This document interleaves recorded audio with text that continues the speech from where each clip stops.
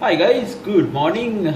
Usual economics video, but I want to do it slightly differently. I have some notes in front of me in front of the computer so that I don't miss out anything. Okay, so in this video I want to talk about unemployment. Now, first and foremost, what is unemployment?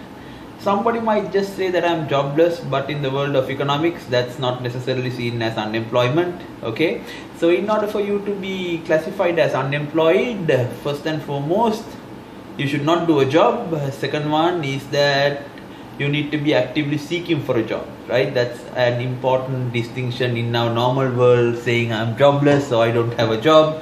When you don't have a job, if you're not looking for work, that you are not necessarily classified as unemployed. Okay, so how do you find the unemployment? If you were to put it in a formula, unemployment rate equals what? Unemployment rate equals number of people who are unemployed divided by the labor force multiplied by 100. Okay, so you can get the unemployment percentage using that formula. What is the formula again, guys? If you remember, number of people who are unemployed divided by the labor force multiplied by 100. Okay, so you can also take something called the labor force participation rate. You simply divide the labor force divided by the working population multiplied it by 100. Okay, once again, labor force divided by the working age population multiplied by 100. So you can get the labor force participation rate. And what happens is there's a term called discouraged workers. Who is a discouraged worker? Very simple. There is a point where you keep on looking for work and you get this feeling the labor market or the situation in the economy is not very good at all. So as far as you're concerned, you stop looking for work, right? And such people are called discouraged workers. And then you have underemployed workers. These are people who are probably working part-time but who are willing to do some additional amount of hours, but they may not be able to find those number of hours. So these are some of the concepts.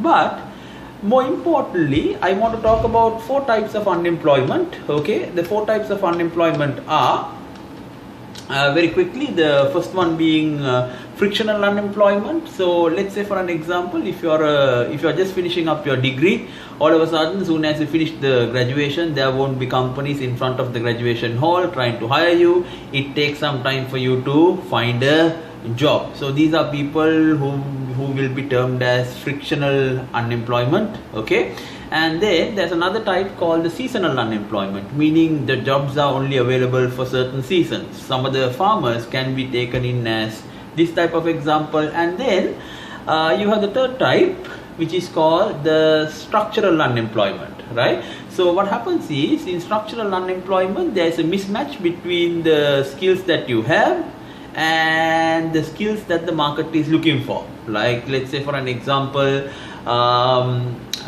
let's take the job of a stenographer. I mean, probably in 1980s, stenographers, there were many stenographers, but if you look at today, there is hardly any, or probably there are few firms that employ stenographers. Okay, so you have structural, frictional, and seasonal.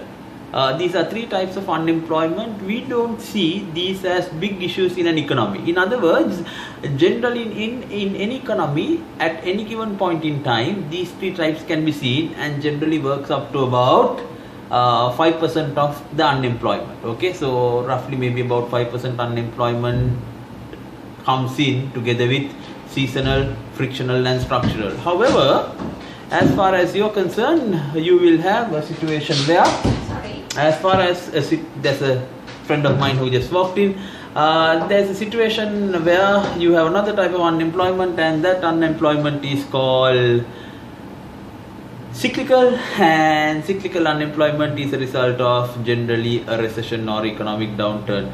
This is generally seen as a problem. That's all for this video. See you in the next video. Thank you so much. Bye.